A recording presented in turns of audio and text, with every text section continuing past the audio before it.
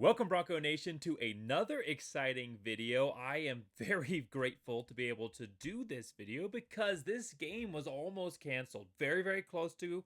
Portland State had a case of whooping cough. They had to cancel their matchup this last weekend versus South Dakota, and this game was in jeopardy, but the doctors for both teams have made this decision. They've said that this should be a game that can go on, that the players are effective, been isolated. Again, both doctors. This is doctors from Portland State. This is doctors from Boise State. They've discussed. They said this is safe. Jeremiah Dickey has made the decision that this game can continue, and of course, in coordination with the athletic facilities or athletic admin over at Portland State as well. So everyone is saying this is cleared and safe to continue, and so we can breathe and move on to be able to preview Boise State versus Portland State. Again, a video I'm very excited to do. Coming off of a bye week, we have had to sit on all of the energy and emotions and just the conflicting feelings of highs and lows from that Oregon game for 2 weeks now. Oh, I love the bye week after the game. I do, for the team's sake. I love the bye week after the game to allow them to get over the emotional roller coaster, analyze what needs to be analyzed, correct what needs to be correct, and there are some things that need to be corrected, and we'll talk about some of those in this video, and then reset themselves coming up against an FCS team before they go on to face Washington State next week. So I do love that for the team. This is great scheduling. As a fan, though, this has just been so difficult because you don't get to overcome the last matchup with a matchup the next week. You get to sit and stew in it, and now we finally, this Saturday, will get a chance to see Boise State back on the blue. First, this is the home opener for Boise State. Third week of the season in, or fourth week of the season in, finally getting to see the home opener here for Boise State. So the 1-1 Boise State Broncos, after a very close loss, 3-point loss to top 10 Oregon, will be facing a Portland State team that is having a different experience this season. And obviously, not just the medical stuff going on for them, but it's not been the opening to the season that they were hoping for. They are 0-2 to start, and that includes a 16 to 43 point loss 2 weeks ago versus Weber State, and then a 30 to 70 point loss versus Washington State. And this game will provide an interesting litmus test for the game that's going to be happening the following week here. We get to, obviously, it's a few weeks in now, and so it's going to be a little bit of a different circumstances for both teams. But you do get to have a little bit of a comparison between what Washington State did to Portland State and what Boise State will do versus Portland State. So we're going to get into this video. We're going to go through everything like we always do. We're going to talk about when the game is, where to watch it. We're going to talk about the series history between both of these programs. We'll talk about key players of Boise State, Portland State, and keys to the game as well, and then also just end with a summary and prediction. But before we get into any more of this, you know what to do. I have loved having these interactions. The comments have been incredible. 2 to 3 times as many as previous seasons. So please keep that up, Bronco Nation. Get in the comments right now and give me your score predictions before you watch the rest of this video. No cheating here. Do it now before you hear my score prediction at the end of the video. And I also want to know any thoughts you have. You can always go back after the end of the video and add to those thoughts, but at least right now, give me your score prediction. If you want to throw out any thoughts you have for the game as well, that's fine, or you can just wait to the end of the video and put another comment or add to the comment you had. But score predictions right now, and as I've done for the last 2 games, I will continue to do it the rest of the season. The closest score prediction, and there were some pretty close ones last week as well, but the closest score prediction will get a shout out in the next video. So go put your score predictions right now, pause the video, let me know when you're back. All right, everybody's back. Let's move on with the video here. So this game is going to be 7:45 p.m. Mountain Time. Again, Mountain Time, not Eastern there. So a late night game for sure. FS1, Boise State is massively favored in this game. A 98.7% chance of winning. Vegas didn't even put out a line on this game. It was too much. FanDuel is giving the Boise State Broncos a 38.5 favorite. They've actually risen. They opened as something like a 31-point favorite, and they have actually risen. That's from Action Network. And so Boise State is opening as a very large favorite in their home opener here. But Boise State, they have a history here. They have a history with Portland State, and they haven't won every game. They have won 7 out of the 8, but Portland State got a win there at the very early end of the series. Now, this is a series that's been going on back into the FCS days, and just kind of sneak peek here, that one win for Portland State was in the FCS days. But looking at the series history, Boise State won the first ever matchup 33-7 at Portland. It was the only game that was ever played at Portland Stadium. Every other matchup since then has been at Boise State. However, Boise State got another win in the series in 73, but then in 1992, a few years before Boise State moved on into the FBS ranks, Portland State came and shocked the Broncos on the blue. I know people who still remember that game, who were there at that game. A 26-51 upset on the Boise State blue turf. Now, of course, it looked a little bit different than today's blue turf, one of the earlier versions, but that was a shocking upset for Boise State. And then Boise State responded in fashion, won every other game in the series, the next 5 from 1995 to 2019. They've only played twice since the mid-2000s, and the last win for Boise State came in 2019, like I said, a 45-10 point win. So Boise State looking to replicate by going out and getting a big win in this series as well. Now, key players for Boise State. You may think I'm going to open with Ashton Jeanty, because I've opened with Ashton Jeanty the previous 2 videos as well. And of course, he's the greatest player on this team. You're not going to say that anybody else is holding a candle right now to the athletic potential, the first one on NFL draft potential, the Heisman potential of Ashton Jeanty. However, in this game, a key player doesn't necessarily mean the best player. And I think in this matchup, a very, very key player is going to be Maddox Madsen. Boise State's going to need to rely on that running game to win, of course. However, this game provides an opportunity for Boise State, which we'll talk about when we get to the keys to the game. But this game provides an opportunity for Maddox Madsen to really tune up a little bit and work out some kinks in this passing game. It's not just Maddox Madsen, it's the passing game overall that really needs to work through some things. And Maddox Madsen's had an up and down start to the season. I mean, he hasn't played terrible, but he's 39 of 71 for 428 yards, 54.9% completion rate, 2 touchdowns, 1 interception, 1 sack, also had a pick on a 2-point conversion that doesn't count for the stats. Now, however, if you look at his first game, 70+% completion percentage, 280 yards passing, almost 300 yards passing, he looked great. Second game, versus Oregon, he looked pretty good in the first half, but ended up in that game with a 42.5% completion percentage and only 148 yards. And so for Maddox Madsen, he's got some things here that he needs to settle down and figure out. And Portland State, I mean, yeah, you've gone from mid-level competition to elite competition to low competition here. But this is going to give Maddox Madsen an opportunity to work out some things with his wide receivers. And while nothing is ever going to quiet the anti-Maddox Madsen crowd, this is for him. He needs to be able to establish some confidence and some rhythm in this game, which will be important for Washington State. So Maddox Madsen, key player for this game. My second key player ties into that for the passing game for Boise State, and it's going to be wide receiver Prince Strong. Prince Strong was such a huge part of this passing game towards the end of last season after Eric McAllister decided to transfer out. Prince Strong became such a huge part of this team. 2023 finished 4th on the roster with 274 yards receiving, 12 receptions, most of those, again, on the back half, or not even the back half, back third of the season. And it wasn't just in the end of 2023. In the preseason, through spring and through fall camp, he was such a huge part of the offense, and we saw so much explosive potential out of him. Everybody thought, including myself, that he was going to be one of the top 3 receivers here for Boise State, and he only has 1 reception for 12 yards. Now, he was targeted quite a bit. We didn't see much of him versus Georgia Southern, but he was targeted quite a bit versus Oregon. He had 1 catch that was ruled incomplete, out of bounds. However, I did think he actually caught that pass, but he also had a bad drop. That was a really good throw by Maddox Madsen that would have been converted a 3rd down and continue to drive if Boise State a chance to go score. And so some of it has been maybe a little bit officiating, but also some of it has also been his own play. And Boise State really needs some other wide receivers to step up right now. Because again, right now it's Camper and Caples are kind of carrying this wide receiver room. Boise State has a really deep wide receiver room, and there's a lot of faces that could step up. I mean, Chris Marshall and others. But Prince Strong is one of those guys that you expected to step up because he has that chemistry with Maddox Madsen. So I think this game provides an opportunity for him to step into that role, and I think that he has a chance to have a really big game. One more player that I think is going to have a huge game, because I don't expect to see much of Ashton Jeanty in this one.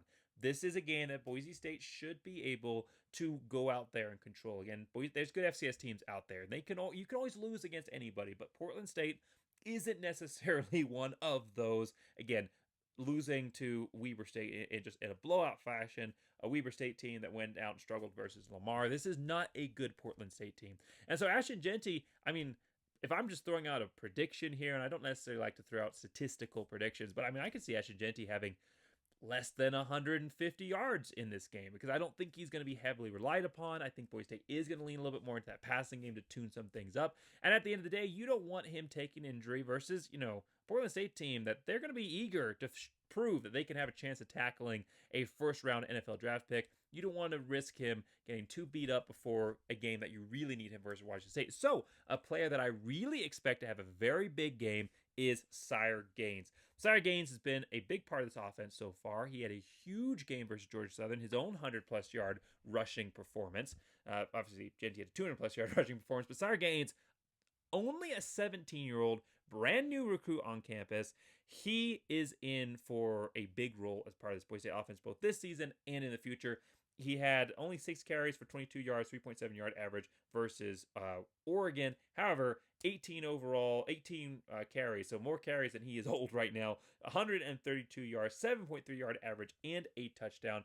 This is a player that has a strong future here for Boise State, and I think this is going to be a game where he can really step up and shine. Again, build some of that his own rhythm as part of this offense, and I think he is in for a very, very big rushing performance in this game. Again, as Boise State maybe leans more on him versus leaning on Ashton Jeanty, that you don't need to risk an injury in this. This doesn't need to be a Heisman performance. Nobody's going to care how many yards Ashton Jeanty has versus an FCS team that's giving up over 200 yards on the ground per game so far this season. So I think Sire Gaines is in for a very big game. I think this will be an opportunity for him to continue to solidify his role on this offense and to get a little glimpse of the future of Boise State post Ashton Jeanty here next season. Now for Portland State, let's get to know this team as well. And again, this is not a great FCS team. And as you can tell, I am predicting that this will be a win. You won't know my score prediction to the end, but I am predicting this is going to be a win for Boise State. But you can't overlook anybody. And Portland State, while their quarterback he's not a gunslinger out there, he does have the ability to run. So he has thrown, he's in his 6th season of college football, which again is just crazy with the COVID years, how that works out for players. I mean, this guy was at quarterback at Portland State, not a starter, but he was at Portland State when Bachmeier was making his first start for Boise State, which just feels like such a long time ago when you talk about everything that has happened. So, 2019 was his first year with Portland State. He has been the starter the last 3 years to include this year. So last 2 years, this is his 3rd season. 3,777 yards passing, 37 touchdowns, 16 interceptions, but never a 2,000-plus yard season. Getting close, but never breaking that 2,000-yard mark. This season so far, he's had 27 completions, but out of 47, he's averaging 51.1% completion percentage. 2 touchdowns, 1 interception, and he's been sacked 4 times. And you might say, well, he played Washington State. They've got all of these, they still have Power 5 guys on that roster. That's a pretty good team. He only had 1 sack versus Portland State. He had 3 sacks, versus Washington State. He had 3 sacks versus Weber State. So versus Washington State, 1 sack. Versus Weber State, 3 sacks. So again, offensive line has some issues. He has some issues. But when he's out there running, if he has an opportunity to get out there with the legs, and again, Boise State did a pretty good job of bottling up Dillon Gabriel, who has shown that he has the ability to run in the past and in the present. Oregon State, he had a really good performance on the ground. So Boise State did a pretty good job about bottling up Dillon Gabriel overall. Hopefully they can continue that trend here. But in the past couple of years, running quarterbacks have hurt Boise State. And this is a guy who has had back-to-back 600-plus yard rushing seasons already this year. 27 rushes, 86 yards, and 2 touchdowns. Now, it's not just him on the ground. They also have a 2-headed running back room here. And I had to take a little bit of a double take when I read the order of the running backs, because their number 1 running back in yards, his name is Quincy Craig, 24 carries, 125 yards, 0 touchdowns, 5.2 yard average. And the second running back, who also has a similar number of carries, DeLon Thompson, has 22 carries, 110 yards. And if you put those names together, which as they show up on ESPN, when you're looking at the statistics, they only put the last names, you see the name Craig Thompson. So I had a little bit of a laugh about that.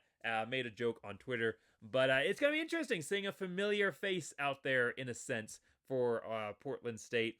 But this is not a joking matter as far as the running back room. They are capable. They have gone through 2 games and only put up 125 and 110 yards respectively, but they are splitting those reps. So between that's 225 yards. That's healthy.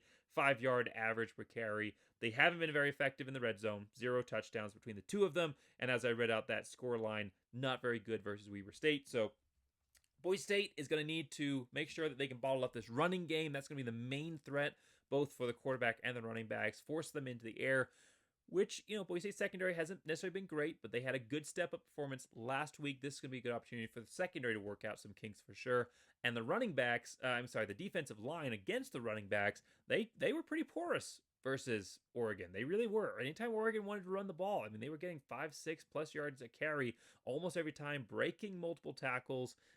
This is a Boise State defensive line that I thought was going to be really, really strong this year. And I think they still are. Definitely against the pass rush, they've been great. Or in the pass rush, they've been great. However, against the run, they showed some signs of weakness. Again, playing versus Oregon, very good team. They did show some signs of weakness, so this is a chance for them to step up and prove that strength. And again, also work out their kinks. This is a tune-up game. It plain and simple, this is a tune-up game. That's why both sides, the other Portland State wants, this is a pay game for them. They need this money. The athletic department relies on coming and playing Boise State for this game. However, for Boise State, they could have just canceled the game. It's just FCS opponent. Who cares? At the end of the day, the committee in this game, when they look at Boise State, they're not going to see a game here. This is Portland State. So, if you lose, it'd be catastrophic. But if you win, they're not going to care. It'd be like another bye week for them. They don't take into account FCS teams when they're looking at your strength of schedule. An FCS team is as good as a bye week for them. However, for Boise State, this is a much-needed tune-up game. This is a great opportunity to work out some issues that have shown their head the first couple of weeks of the season and get yourself in the right place for Washington State. Very, very important, and that's going to lead us into the keys to the game because that is a huge element to this.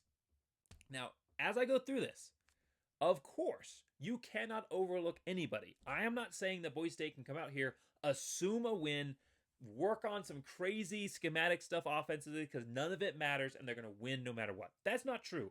Portland State could definitely beat Boise State. They could. I know it's crazy to say that with what these two teams are, but anybody can beat anybody. And Weber State, who's not very good, was in a fight with Washington. I know that final score was pretty large, but through the first half it was 14-3. So they had a chance. They had a chance to go out there and beat Washington. Again, that's not a very good Weber State team. And so anybody can beat anybody. I am not saying that you could overlook them, and the overlook potential definitely Washington State. However, this game definitely, when you compare the relative roster talent, when you compare what this Portland State team is this year and the chemistry, this is a good opportunity to go out and tune some things up. And that's going to be key number one, is tune up the passing game. Portland State is very, very porous versus the pass. They are giving up 316 yards per game average in the pass, and average reception is 17.6 yards. So a lot of these are deep, longer throws, or at least runs after the catch. 7 touchdowns allowed. That's more than what they've given up on the ground. 6 touchdowns on the ground so far, 7 touchdowns in through the air. And again, Weber State, I keep using as an example because they were not very good versus Washington or Lamar. Weber State, even though, defensively they played pretty well, but offensively, terrible. Only 98 yards passing versus Washington. Now again, Power 4 team, I'll give them that. But only 184 yards passing versus Lamar. Versus Portland State, they had 219 yards passing. This is a Portland State team that is vulnerable to the pass. The passing game needs to gel right now. This team runs through Genty. The team runs through Genty and through Gaines, and when he's healthy and back, and hopefully that's soon. Maybe it's this game. I haven't heard anything, but hopefully he's back soon.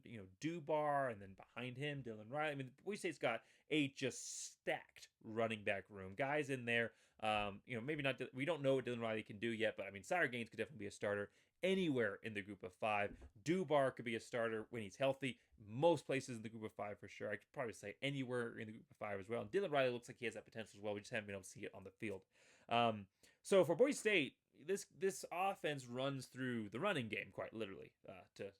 Obviously a little bit of pun there unintentionally, but this offense goes through the running back room. And so when you're going throughout the rest of the season, I'm not saying that Boise State needs to adjust their offense to be more pass centric. I'm not saying that. However, you cannot win. If anything, Oregon taught us last week, you cannot win offensively on the ground alone. Genty is going to be Genty. He's going to be incredible, but he needs a little help. Boise State in the second half, first half, they did a passing touchdown right there in the first half. But second half, the passing game was nowhere to be found. There was no help for Genty passing wise in the second half.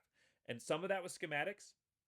Boise State lining up in these 5 wide receiver sets where you take away the threat of Genty running and they can just back up into coverage. Really, really bad play calling. Very, very questionable play calling for sure. I know you have a lot of threats, a lot of weapons at wide receiver, and you want to go out and give them all an opportunity, but just doesn't work when you have a defense that can just back up into coverage and doesn't have to account for Genty. So, I mean, some of it was play calling. Some of it was the players themselves. Some of it just the wide receivers not being able to get open. Some of it was the defense. The defense was very good. And at the end of the day, some of it was also Maddox Madsen. I'm not taking blame away from Maddox on this, but I'm saying that it is equally distributed. Maybe not equally, but it is distributed throughout the entire offense. And they need to gel. They need to fix those issues because you are going to need the passing game to win some games down the road. Maybe versus Washington State, who's looking like a very good team. They're 3-0. They just beat Washington in the Apple Cup Bowl. And so, I mean, Apple Cup Bowl, their rivalry game there. So this is a Boise State team that's going to face some very, very good teams down the road. Maybe not Oregon level, but still good.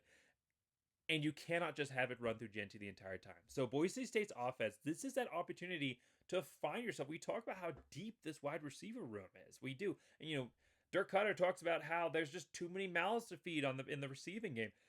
Both potential that we've seen out of spring and fall camp, combined with the star ratings and everything else, this wide receiver room is so incredibly deep and has the potential to be one of the best Boise State's ever had. We just haven't seen that yet. And this is that game. This is that opportunity to see that. And so for Boise State, for this game, I am not saying for the season, I'm not saying this is how Boise State should approach Washington State. We'll talk about that when we get there.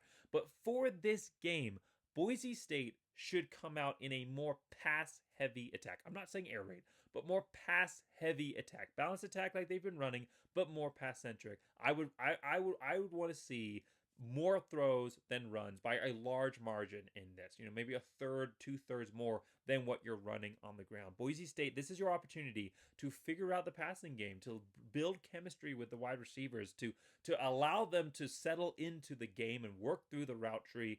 This is the game that provides you that opportunity. Hey, if it's not working, if you end up in a hole and you need to come back, you can always just hand the ball to Genty. He's always there as a backup. And I'm not saying that you don't use him until you have to. He's going to get some reps and some carries in this game. You can always lean back into what you know works, what's the core of your offense. But in this game, I would love for Boise State to come out and focus on developing and building that passing game. Key number 2 here for Boise State. This is a chance to complete the structure of what could be an incredible team for Boise State. They have some really, really great players at positions all throughout. I mean, they have some really, obviously, Ashton Genty is incredible. But behind Ashton Genty, you have Sire Gaines, and this is an opportunity to develop him. Cam Camper and Caples have both been really, really strong for Boise State. Caples leading in receptions, and Camper leading receiving yards. They have both looked stellar so far.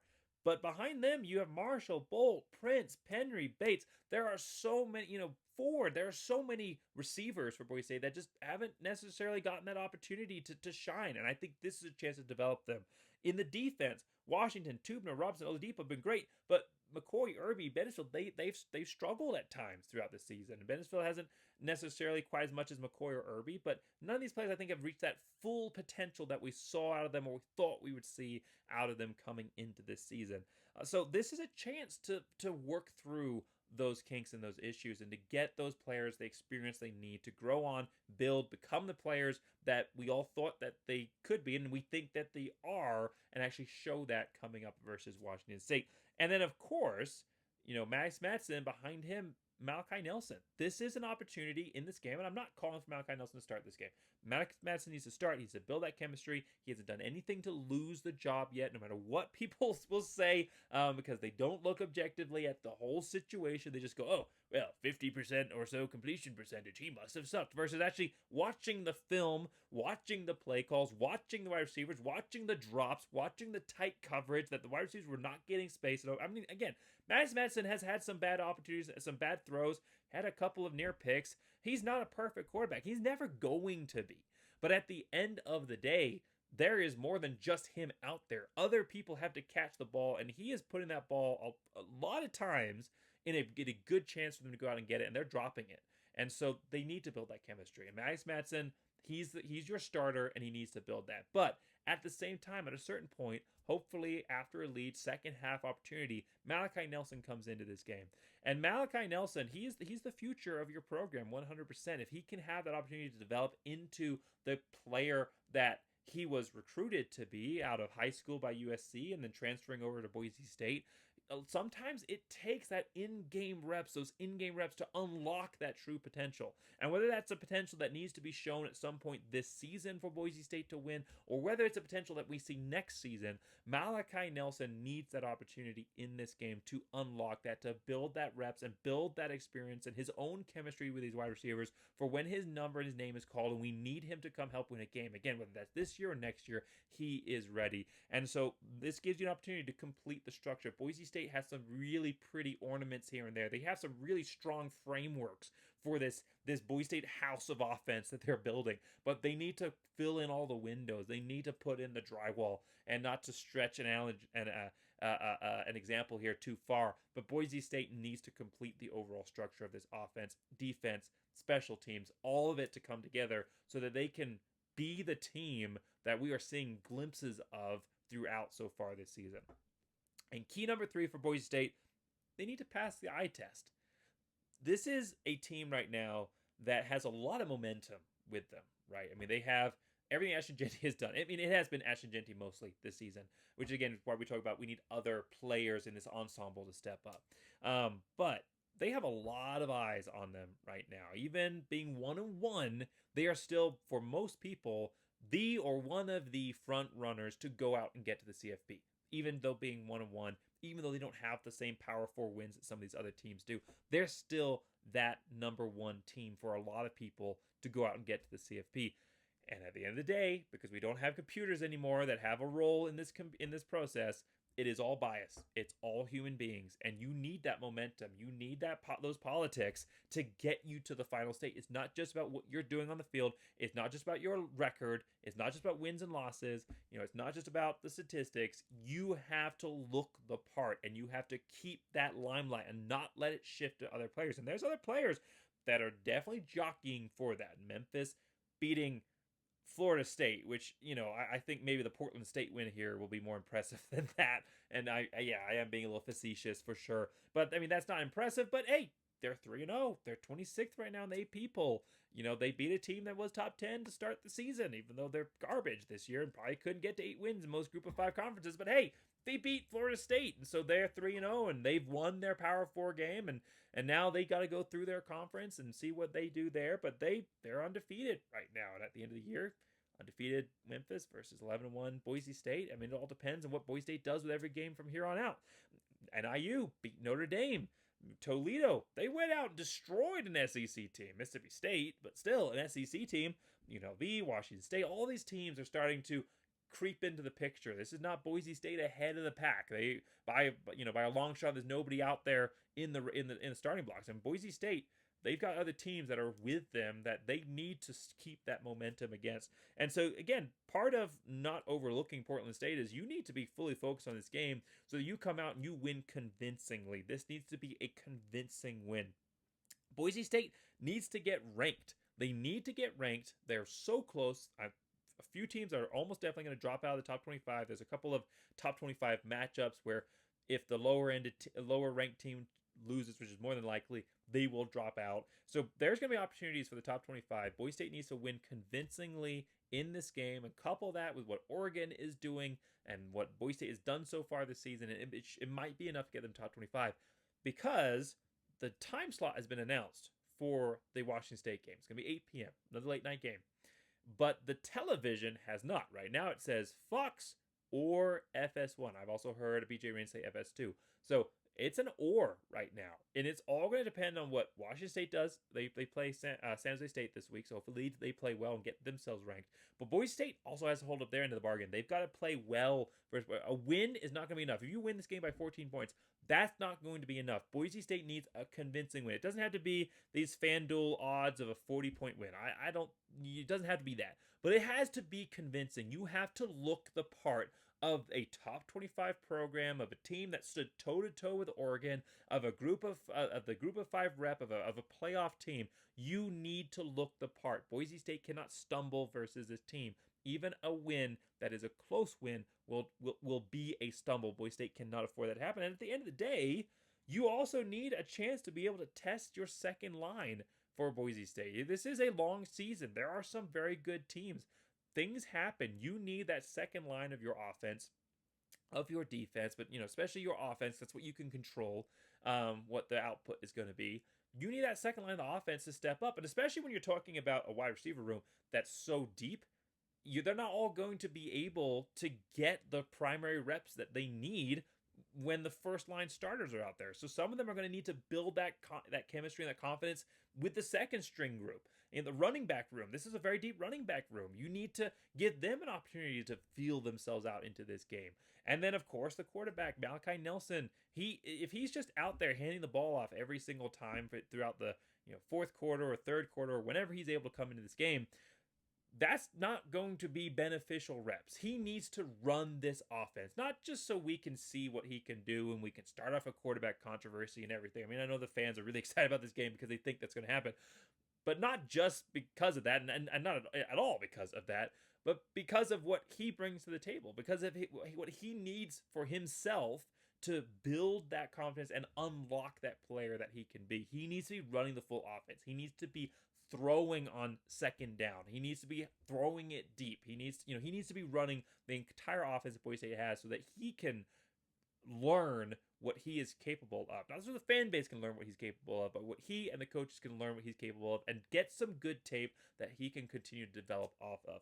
And so Boise State, 3 keys to this game: tune up the passing game, chance to complete the structure, and pass the eye test. So summarizing this game, this is a bad FCS team. It's a bad FCS team that's already been weakened by illness. Now, they did get themselves a bye week before this huge game for them this season, so I will grant them that. But it wasn't like a bye week that you were out there being able to practice and everything. I mean, not the guys impacted by illness anyway. And so you're going to be coming off of that. You're going to be a little bit rusty because you've been out of practice for a little bit. And that's so important for chemistry throughout the season and getting those daily reps or nearly daily reps. And so it's a bad FCS team weakened by illness.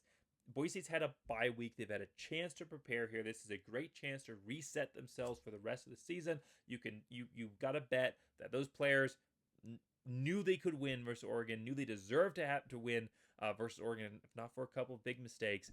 And they're going to have challenged themselves. They're going to have come into, every practice must have been just incredible over this last bye week here with the amount of energy and effort that was already in this team coming into it, then coupled with such an emotional game versus Oregon. This has got to be a team that's very, very prepared for this Portland State team. So, at the end of the day, don't let this game impact anything versus Washington State. Don't take an injury to a key player. Don't overtax Genty. Don't get a targeting call on you. And obviously, great news for Tubner getting that bad call reversed. But don't even give them the opportunity. Keep that head up at all times, no matter what. Don't do anything that impacts the Washington State game. But come out and play convincingly and win this one. So for Boise State, I'm predicting a good score here. I could see a 50-plus point. And that's what I want. That's what I'm hoping for. I do think that they'll take the pedal off the gas a little bit there in the second half. I think that Portland State will come out very motivated. This is the biggest game left on their docket. This is one of their biggest games of the season. They're going to come out and maybe stall out a few drives early for Boise State. But I think this is going to be a good win. I think it's going to be 42-13. I don't think it's going to be the 38-point spread plus kind of thing. I would love to see that. That would be awesome. Boise State definitely has that capability if they come out and run their starters every single play all the way throughout the game. But I don't want to see that. I don't want to see Genty get 30-plus carries and 300 yards rushing in this game. I don't want that. I want him to come in, get some good reps, get a few drives, And then by the second half, he is sitting on the bench, resting up for Washington State. And Boise State's second stringers are in there. Maybe their third stringers are in there by the fourth quarter. Like that's what I want out of this game. And so I think that's why you will see a lower score. I think that Portland State get a couple field goals, maybe an early field goal, and then field goal and touchdown, some garbage time, and you see that 42-13. So thanks so much for watching all the way through. Again, let me know your predictions. Let me know your comments. Let me know your thoughts on this video in the comment section below. I'm excited to have that discussion with each and every one of you. I really do try to respond to every person's comment if I can. I've been able to do so far, but the comments are they're getting a lot. I mean, we had over 500 comments on the Oregon preview videos, so I'm going to continue to try and do that, but the earlier you get your comment in, the more likely I am going to be able to go in and respond to that. So please, get those comments in. You've already heard my score prediction, but I'm not going to know if you go and put your score prediction in right now, as long as you don't timestamp it, but go in, put those score predictions. Thanks so much for watching. Make sure you like, subscribe as always. I'm only 14 subscribers, I think, right now away from 2,000. I have something special planned for when I get to 2,000 plus. So please, if this is your first time watching, if you've been a long time watcher, just never subscribed, I would appreciate it if you could like, subscribe. So thanks so much for watching. Again, make sure you like, subscribe. And as always, go Big Blue!